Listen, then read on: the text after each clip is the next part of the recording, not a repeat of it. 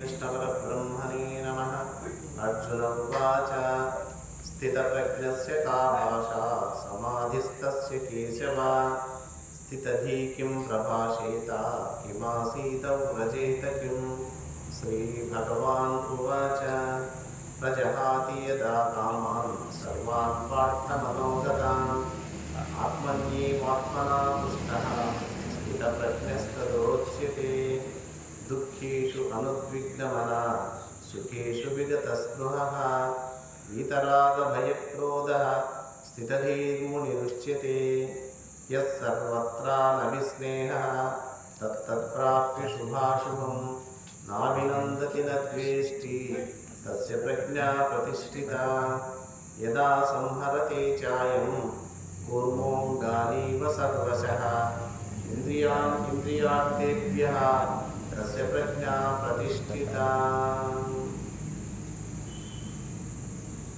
శ్రీకృష్ణ పరమాత్మ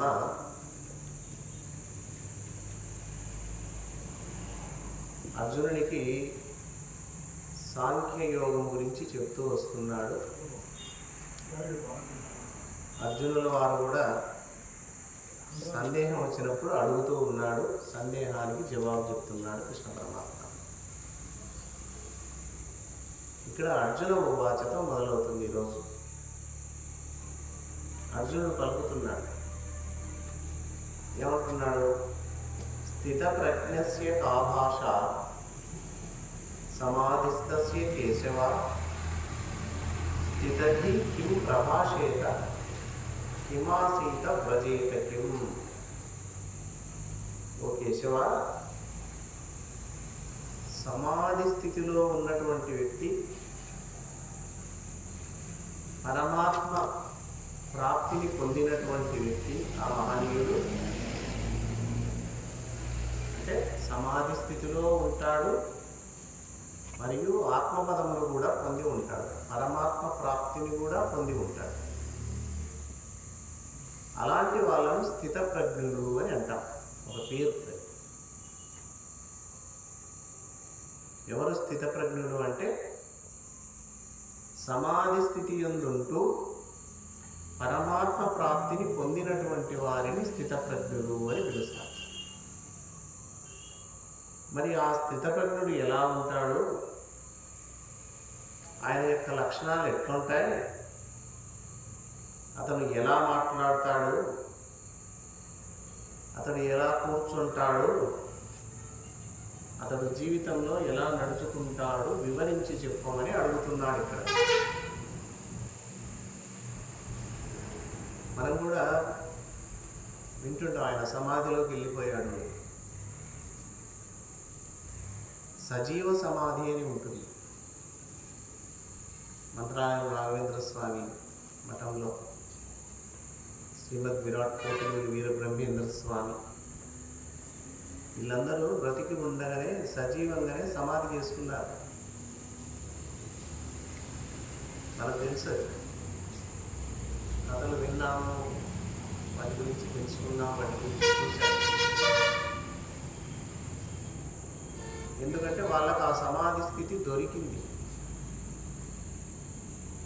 ఇంకా వాళ్ళను కూర్చోబెట్టి పైన అంతా వేసి కట్టేసిన తర్వాత ఆ సమాధి స్థితిలో వాళ్ళు ఎంతసేపు ఉంటారో, ఎన్ని రోజులు ఉంటారో, ఎన్ని సంవత్సరాలు ఉంటారో మనకు తెలియదు. 10 సంవత్సరాలు ఉండొచ్చు, 100 సంవత్సరాలు కూడా ఉండొచ్చు. ఆహారం ఉండదు, నీరు ఉండదు, కేవలం సమాధి స్థితిలోనే ఉంటాడు. గాలి కూడా ఉండదు. ఎలా జీవిస్తారనేది శాస్త్రవేత్తలు నమ్మరు, జీవిస్తారు.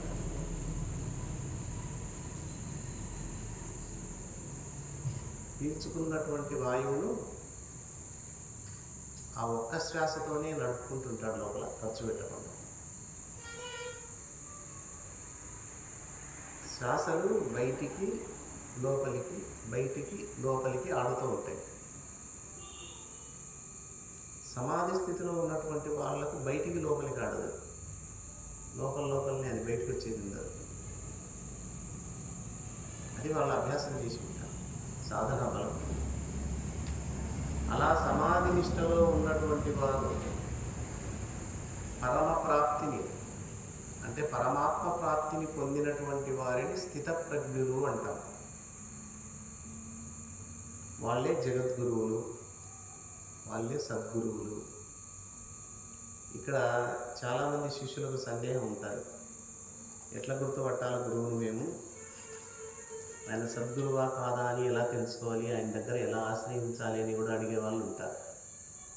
దానికి చక్కటి సమాధానమే కృష్ణ పరమాత్మ సాంఖ్యయోగంలో స్థితప్రజ్ఞుని యొక్క లక్షణాల గురించి అర్జునుడు అడిగితే జవాబు చెప్తూ ఉన్నాడు. ఓ కేశవ, సమాధి స్థితుడై పరమాత్మ ప్రాప్తి నొందినటువంటి స్థితప్రజ్ఞుని లక్షణాలు ఎలా ఉంటాయి, అతడు ఎట్లు మాట్లాడును, ఎట్లు కూర్చొను, ఎట్లు నడుచును. అంటే మామూలు వాళ్ళకి సమాధి నిష్టలో ఉన్న వాళ్ళకి తేడా ఉంటుంది. ఆ తేడా మేము ఎలా గమనించాలి, ఏమన్నా చెప్పు దానికి సంబంధించిన లక్షణాలను అడిగితే శ్రీకృష్ణ పరమాత్మ జవాబిస్తున్నాడు. చూడండి ఎలా ఉంటాడు. శ్రీ భగవాన్ ఉవాచ రజహాతి యదా కామాన్ సర్వాన్ పార్థ మనోగతాన్ ఆత్మన్యేవాత్మనా తుష్టః స్థితప్రజ్ఞస్తదోచ్యతే. ఈ స్థితప్రజ్ఞ లక్ష్యాలు ఇక్కడ నుంచి మొదలవుతాయి. మొత్తం 18 శ్లోకాల్లో స్థితప్రజ్ఞ లక్ష్యాలు చెప్తున్నారు కృష్ణ పరమాత్మ. మహాత్మా గాంధీ ప్రతిరోజు ఈ 18 శ్లోకాలను పారాయణం చేసేవాడట. అంటే ఎప్పుడు అది గమనిస్తుండేవాడట. ఏమంటున్నాడు? ప్రజహాతి యదా కామాన్ సర్వాన్ పార్థ మనోగతాన్ ఆత్మన్యేవాత్మనా తుష్టః స్థితప్రజ్ఞస్తదోచ్యతే. ఓ అర్జున, మనసులందు కోరికలన్నీ సంపూర్తిగా తొలగిన వాడై ఉంటాడు. ఇది మొదటి. మనసులందరి కోరికలన్నీ పూర్తిగా తొలగిన వాడై ఉంటాడు స్థితప్రజ్ఞుడు. ఇక రెండవది, ఆత్మ ద్వారా ఆత్మయందే సంతుష్టుడై ఉంటాడు. ఇది రెండవది. ఇది సాధన అనుకోవచ్చు, లక్షణాలు అనుకోవచ్చు, రెండు. ఆ లక్షణాలు రావాలంటే ఈ సాధన చేయాలి. ఏమిటి మొట్టమొదటిది? సర్వాన్ కామాన్, మనస్సులో ఉన్న కోరికలన్నిటినీ పూర్తిగా తొలగిపోయినటువంటి వాడంట. ఏ ఒక్క కోరిక మిగిలి ఉన్నా మనసులో సమాధి నిష్ట కుదరదు. మనసులో ఒక సమస్య ఉందనుకో, ధ్యానం కూర్చుంటావా? మనసు నిలబడతారే, దాని మీదకే పరిగెత్తుంది. ఎవరి మనసులో అయితే ఏ ఒక్క కోరిక కూడా లేకోకుండా తొలగిపోయి ఉంటుందో అలాంటి వాళ్ళు స్థితప్రజ్ఞులు. ఇక రెండవది, ఆత్మ ద్వారా ఆత్మయందు సంతుష్టుడై ఉంటాడు. ఆయన సంతోషం బాహ్యమైన సంతోషం కాదు. బాహ్యంలో ఒక వస్తువు దొరికితే దాని ద్వారా తృప్తి చెందడం, మళ్ళీ ఒక వస్తువు దొరికించుకొని దాన్ని అనుభవించి తృప్తి చెందడం ఉండదంట. ఇది శాశ్వత తృప్తి కాదు. తాత్కాలికంగా క్షణిక కాలం మాత్రమే ఉండే తృప్తి. కానీ నీలో ఉన్న ఆత్మను నువ్వు తెలుసుకొని నిరంతరం ఆత్మయందే రమిస్తూ ఉంటే అప్పుడు వచ్చేటటువంటి ఆనందం పరమానందం. అది నిజమైన ఆ ఆనందాన్ని వెతకాలి అంట మనిషి. కానీ మనం బాహ్యంలో వస్తువులు తెచ్చుకుంటున్నాం, అనుభవిస్తున్నాం, ఆనందాన్ని చెందుతున్నాం. కానీ నీలో ఉన్నటువంటి ఆత్మానందం పొందితే ఈ బాహ్యానందాలు ఏమాత్రం పనికే రావు. ఈ స్థితప్రజ్ఞుడు బాహ్య విషయాల నుండి వచ్చే ఆనందాన్ని తీసుకోడు. తనలోనే ఆత్మయందే రమిస్తూ ఆత్మయందే సంతృప్తి చెందుతూ ఉంటాడు.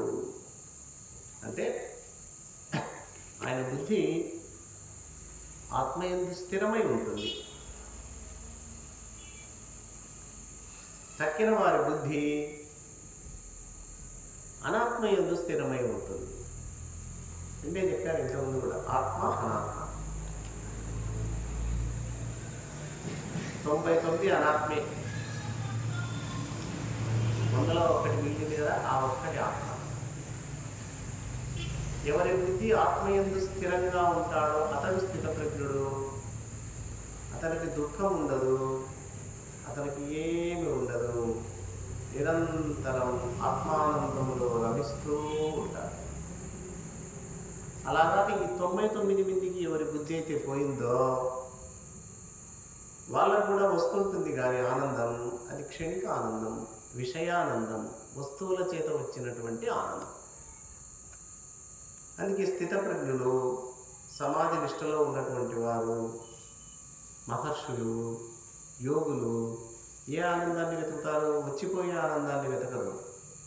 నిరంతరం ఆనందం ఉన్నటువంటి ఆ పరమానందాన్ని వెతుక్కొని ఆ పరమానందాన్ని అనుభవిస్తూ దాన్ని రుచి చూస్తూ జీవిస్తూ ఉంటారు. వాళ్ళు స్థితప్రజ్ఞులు.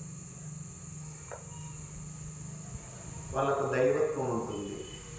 స్థితప్రజ్ఞులకు పరమశాంతి ఉంటుంది, అలాగే పవిత్రత ఉంటుంది. వాళ్ళల్లో విశుద్ధ సత్వగుణం మాత్రమే ఉంటుంది. పొరపాటున కూడా తమోగుణం కానీ రజోగుణం కానీ ఉండనే ఉండదు. ఇవి 2 సాధనాలు. ఏమిటి? మొదటిది, నీలో ఉన్నటువంటి కోరికలన్నీ తొలగించుకోవడమే ఒక సాధన. రెండవది, నీ బుద్ధిని ఆత్మయందు స్థిరంగా ఉంచుకోవడం, నిలకడగా ఉంచుకోవడం. కదలబుద్ధి బుద్ధి, నిశ్చల బుద్ధి అంటాం కదా. బుద్ధి కదిలిందా ఇంద్రియాలు కదులుతాయి, మనస్సు కదులుతుంది, నీవు కదులుతావు. ఎప్పుడు బుద్ధి కదలకుండా స్థిరంగా ఉన్నదో అప్పుడు మనస్సు కదలదు, ఇంద్రియాలు కదలవు, స్థిరంగా ఉంటావు. కాబట్టి మనం నిలబెట్టాల్సింది దేన్ని? బుద్ధిని, మనస్సును నిలబెట్టుకోవాలి. అందుకే అతన్ని ఏమంటారు? ఎవరి బుద్ధి స్థిరంగా ఉంటారో వాళ్ళని బుద్ధిమంతులు అంటాం, వాళ్ళని స్థితప్రజ్ఞులు అంటాం. ఆయన సమాధి స్థితిలో ఉన్నాడు రా అనుకుంటాం.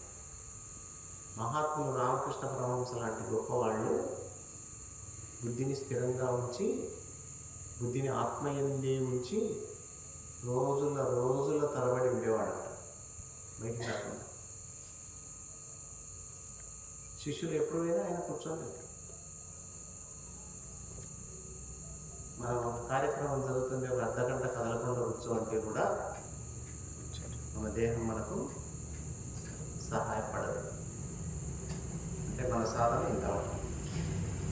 అది వాళ్ళు రోజుల తరబడి కూర్చుండేవారు కాకుండా ఆహారంలే, నిద్రలే, పడుకుండేదిలే, ఇలా కూర్చొని కదలకుండా ఒక ఆసనం వేసుకొని ఆసనంలోనే కూర్చొని. ఇప్పుడు లేదా అంటే ఇప్పుడు కూడా ఉన్నారు మహాత్ములు. కొంతమంది 10 గంటలు కూర్చునే వాళ్ళు ఉన్నారు కదలకుండా, కొంతమంది 6 గంటలు, కొంతమంది గంట, కొంతమంది అర్ధగంట, కొంతమంది రోజుల తరబడి కూర్చునే వాళ్ళు కూడా ఉంటారు. హిమాలయాల్లో యోగులు తపస్సు చేసుకుంటూ అలా కూర్చొని ఉంటారు. ఎక్కడ ఉంటుంది అంటే వాళ్ళ బుద్ధి ఆత్మయందు స్థితమై ఉంటుంది. ఆత్మ సంస్థం మనః కృత్వ నకించిదపి చింతయ్యేది. వాళ్ళ మనసు ఆత్మయందే ఉంటుంది, వేరే దాన్ని దేని గురించి చింతించదు. మన మనసు నిమిషానికి ఒక చింత, ఒక నిమిషానికి ఒక చింత, మరు నిమిషానికి ఇంకో చింత, మరు నిమిషానికి ఒక చింత, అది ఇది ఇది ఎంత గలబిలా ఉందో చూడండి.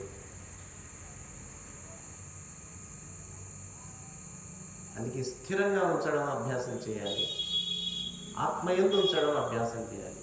ఇక్కడ సాధకులకు అభ్యాసం చెప్తున్నాడు, స్థితప్రజ్ఞ లక్షణాలు చెప్తున్నాడు. ఏమిటంటే స్థితప్రజ్ఞుడి యొక్క లక్షణంలో అతని మనసులో సంపూర్ణముగా ఏ కోరిక లేకోకుండా తొలగిపోయి ఉంటాయి. రెండవది, స్థితప్రజ్ఞుడి యొక్క బుద్ధి ఆత్మయందే స్థితమై ఉంటుంది, స్థిరంగా ఉంటుంది. అంటే ఈ రెండు అభ్యాసం మనం కూడా చేస్తే మనం కూడా స్థితప్రజ్ఞలమైపోతాము. అదే సద్గురువు లక్షణం. తర్వాత శ్లోకం, దుఃఖేషు అనుద్విగ్నమనా సుఖేషు విగతస్పృహః వీతరాగభయక్రోధః స్థితధీర్మునిరుచ్యతే. ఇక్కడ కూడా స్థితప్రజ్ఞుడి లక్షణాలు చెప్తున్నాడు. దుఃఖములకు కృంగిపోనివాడు. ఏదైనా దుఃఖం వస్తే మనం కృంగిపోతాం కదా, కానీ స్థితప్రజ్ఞుడు దుఃఖం వస్తే కృంగిపోడు. ఇంతకుముందు ఎట్లున్నాడు అట్లే ఉంటాడు. అంతేకాదు, సుఖములకు పొంగిపోడు. దుఃఖానికి కృంగడం లేదు, సుఖానికి పొంగడం లేదు. ఎందుకంటే సుఖాలు దుఃఖాలు అన్నీ బయటివి. ఆయన బయట లేడు కదా, ఎక్కడున్నాడు ఆయన? అంతర్ముఖమై ఉన్నాడు, అంతర్గతంగా ఉన్నాడు, ఆత్మయందు స్థితుడై ఉన్నాడు. కాబట్టి బయట వచ్చే దుఃఖాలు, బయట వచ్చే సుఖాలు ఆయన ఏమీ చేయలేదు. సముద్రం ఉంది, సముద్రం లోపల ఉన్న జలం మధ్యలో, సముద్రం వారణ వెలుపల పెద్ద పెద్ద అలలు, పెద్ద పెద్ద కెరటాలు, 10 అడుగులు, 20 అడుగులు, 30 అడుగులు లేచి పడేటటువంటి కెరటాలు కూడా ఉంటాయి. ఈ ఒడ్డున ఉన్న వానికి సమస్య తప్ప సముద్ర గర్భంలో మధ్యలో ఉన్న జలానికి ఏముంది? ఎందుకంటే అది లోపల స్థితమై ఉంది. అలాగనే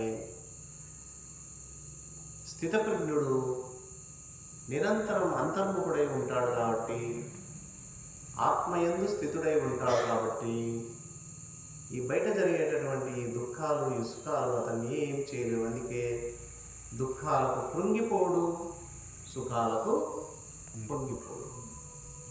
దుఃఖం సుఖం సరే, కానీ ఆత్మయందు స్థితంగా ఉన్నటువంటి మనం, విషయాలలో ఉన్నటువంటి మనం దుఃఖం వచ్చినప్పుడేమో కృంగిపోతాం, సుఖం వచ్చినప్పుడు ఆనందంతో తాండవం చేస్తాం, పొంగిపోతాం. స్థితప్రజ్ఞుడికి అలా ఉండదు. దుఃఖములకు కృంగిపోడు, సుఖములకు పొంగిపోడు. తర్వాత వీతరాగ భయక్రోధ స్థితధీర్మునిరుచ్యతే. ఆసక్తి ఉండదు ఆయనకు, భయము ఉండదు, క్రోధము ఉండదు. అది చేయాలి, ఇది చేయాలి, అది తినాలి, ఇది తినాలి, అది కావాలి, ఇది కావాలనే ఆసక్తి కూడా ఉండదు ఆయన. స్థితప్రజ్ఞ యొక్క లక్షణాల్లో ఇది కూడా ముఖ్యమైనది. ఆసక్తి ఉండదు. ఆయన ఒక్కటే దాంట్లో ఎప్పుడు ఉంటాడు, ఆత్మయందే రమిస్తూ ఉంటాడు. తన బుద్ధిని ఆత్మయందే స్థితం చేసి ఉంటాడు కాబట్టి ఆయనకి ఏ ఆసక్తి లేదు, అలాగే భయము లేదు, ఆయనకు క్రోధము లేదు. ఆసక్తిని వదిలి, భయాన్ని వదిలి, క్రోధాన్ని వదిలి నిరంతరం ఆత్మయందే స్థితమై ఉంటాడు. అలాంటి లక్షణాలు ఉన్నటువంటి వాడిని స్థితప్రజ్ఞుడు అని అంటారు అని అర్జునుడితో కృష్ణుడు చెప్తున్నారు. తర్వాత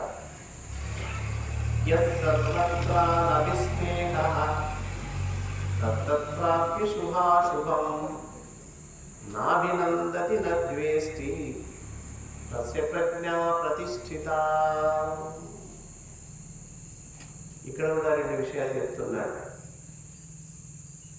మమత ఆసక్తులు లేనివాడు. అంటే మమకారం ఆసక్తి రెండు లేవు ఎవరికి? స్థితప్రజ్ఞునికి. అలాంటి మునికి, అలాంటి యోగికి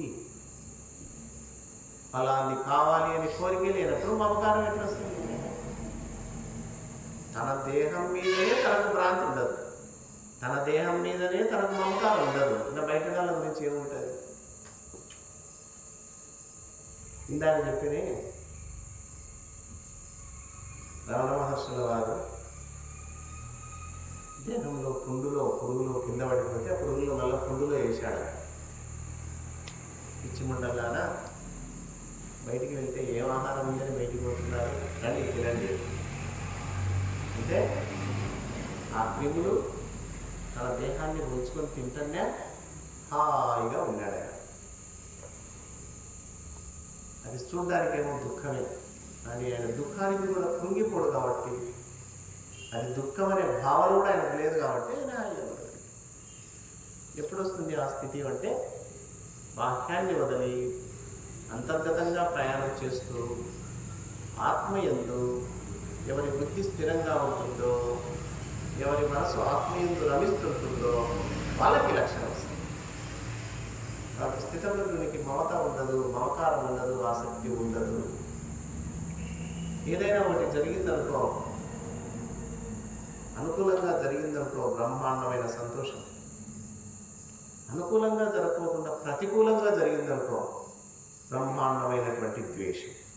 ఇది సామాన్య మానవులందరికీ వచ్చేటటువంటి స్థితి. మనకు అనుకూలంగా జరిగినప్పుడేమో బ్రహ్మాండమైన సంతోషం, ప్రతికూలంగా జరిగినప్పుడేమైనా బ్రహ్మాండమైన ద్వేషం. ఈ హర్షం ఉండదు, ఈ ద్వేషం ఉండదు ఎవరికి? స్థితప్రజ్ఞుడికి. ఎందుకంటే ఆయన బయట లేడు కదా, ఆయన లోపల ఉన్నాడు. ఉదాహరణకి ఒక చిన్న ఉదాహరణ చెప్తా. సూర్యుడు పైన ఉన్నాడు,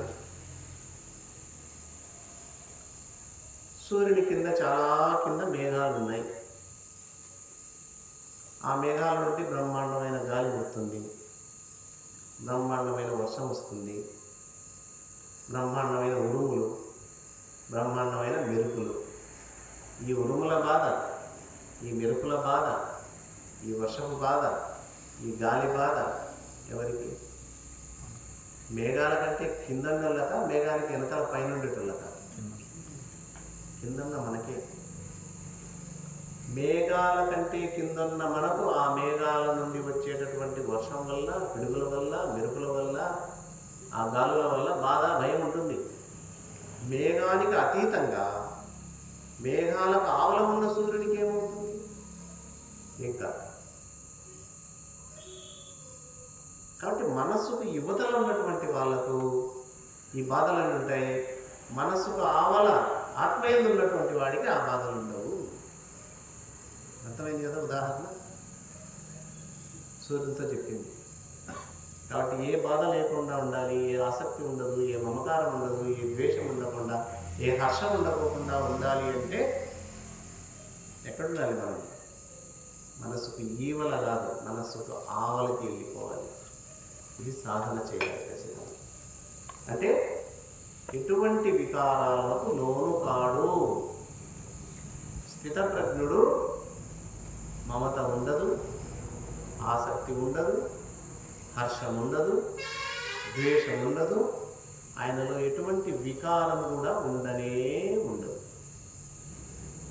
ఇలా హాయిగా కూర్చొని నేను చెప్పుకుంటున్నా, మీరు ఉంటున్నారు. అకస్మాత్తుగా ఒక పెద్ద సర్పం వచ్చిందనుకో ఇక్కడికి, ఇట్లే ఉండాలి మనం, ఇట్లే ఉంటామా? ఎందుకు? వికారం చెందుతాం. ఏం వికారం వచ్చాలి? అది ఆడ మన మీదికి వస్తుందో, అది ఆడ కాటు వేస్తుందో, అది ఎక్కడ విషయాన్ని నాలో ప్రవేశింపజేస్తుందో అని భయపడి దిగ్గున లేయడమా, దాన్ని తరమడమా, కట్టె తీసుకోవడమా, అంత చెల్లా చెదరైపోతాం. వికారం. కానీ నిజంగా స్థితప్రజ్ఞుడైతే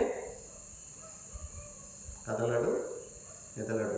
ఎందుకంటే ఆయనకి ఒకటి వచ్చింది అని కానీ అది ఏదో చేస్తుందనే భావన కూడా రాదు. ద్వేషం లేదు, ప్రేమ లేదు, మమకారం లేదు, ఆసక్తి లేదు, ఏ వికారాన్ని చెందడు. ఇవి స్థితప్రజ్ఞ లక్షణాలు. తర్వాత శ్లోకం చూడండి. యదా సంహరతే చాయం కూర్మోంగానీవ సర్వశః ఇంద్రియాన్ ఇంద్రియార్థేభ్యః తస్య ప్రజ్ఞా ప్రతిష్ఠిత. స్థితప్రజ్ఞుడికి ఉన్నటువంటి ఇంకొక లక్షణం, ఇంద్రియాలను జయించి ఉంటాడు.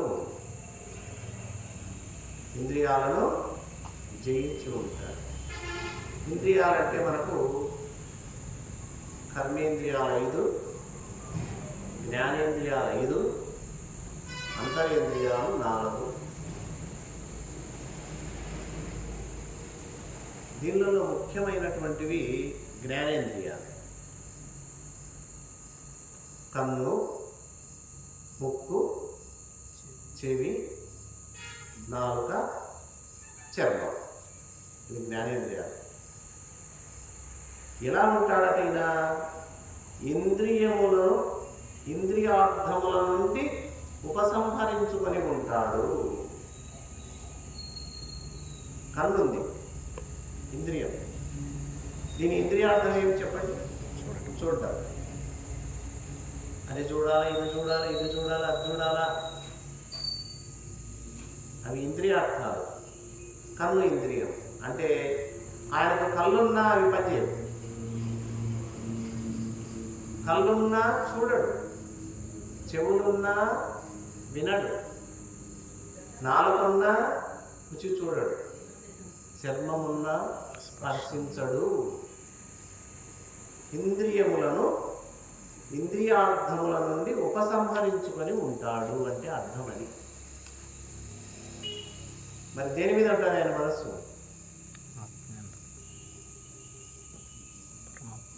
పరమాత్మ ఎందే. ఆ ఆత్మ ఎందే స్థిరమై ఉంటుంది. ఆ ఒక్కదాని మీదనే ఉంటాడు. ఈ 99 జోలికి రాడు.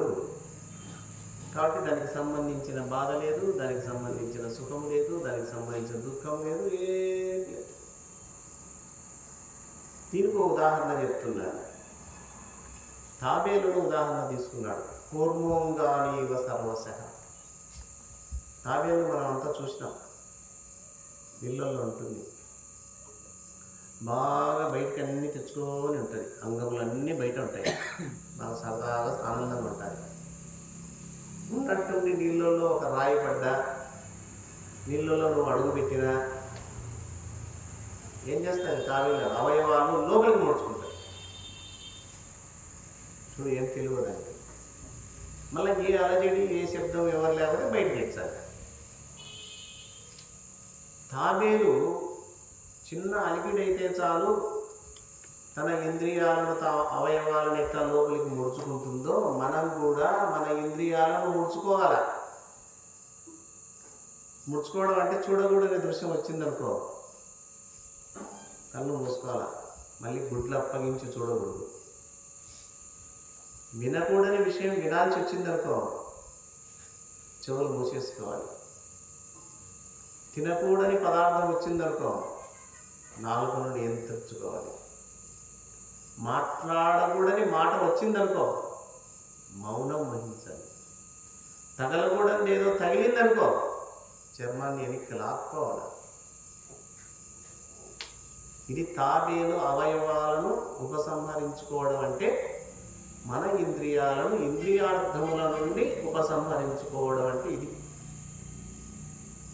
దాన్ని స్వేచ్ఛగా ఇంద్రియాలు నీ ఇష్టం ఏదన్నా చూడు, నీ ఇష్టం ఏదన్నా విను, నీ ఇష్టం ఏదన్నా తిను, నీ ఇష్టం దేన్నన్నా తగులు, నీ ఇష్టం నోటికి వచ్చేది మాట్లాడుంటే ఇంకా మనం సక్రమంగా జీవిస్తామా? ఇంద్రియాలకేం పగ్గాలు ఇచ్చిన గుర్రాల మాదిరి దౌడు తీస్తాయి. పగ్గాలు ఉంటేనే తట్టుకోలేకపోయినా, నా పగ్గాలు ఇచ్చిపెడితే తట్టుకుంటామా? అట్లాగే తీసుకుపోయి మళ్ళీ బాధపడాల్సింది ఎవరు? నువ్వే. పగ్గాలు ఇచ్చిపెట్టి బండిలో కూర్చున్నావు, తీసుకుపోయి గుంతలో పడేస్తే దెబ్బతినేదేమి నువ్వే కాదు. కాబట్టి పగ్గాలు పట్టుకోండి బిర్రుగా. ఇంద్రియములను జయించండి. ఇంద్రియములను ఇంద్రియార్థముల నుండి ఉపసంహరించుకోవడం, ఇది స్థితప్రజ్ఞుడి యొక్క లక్షణం. చూడండి, స్థితప్రజ్ఞుడు ఎన్ని లక్షణాలు చెప్తున్నాడు పరమాత్మ. గురువులంటే, సద్గురువులంటే ఈ లక్షణాలు కలిగి ఉంటారు. అంత ఉన్నత స్థితిలో ఉంటారు. అలాంటి ఉన్నత స్థితిలో ఉన్నటువంటి వాళ్ళు మనల్ని కూడా నాయన ఈ సాధన చేయనైనా అని సాధనా మార్గంలోకి తీసుకెళ్ళి మనల్ని కూడా ఆ స్థితికి వచ్చేటట్లు వాళ్ళు మనకు దోహదపడతారు. ఇది స్థితప్రజ్ఞ లక్షణాలు ఈరోజు కొన్ని చెప్పుకుందాం. మిగతాయి మళ్ళీ వచ్చే వాళ్ళని చెప్పుకుందాం. హరి ఓం తత్సత్.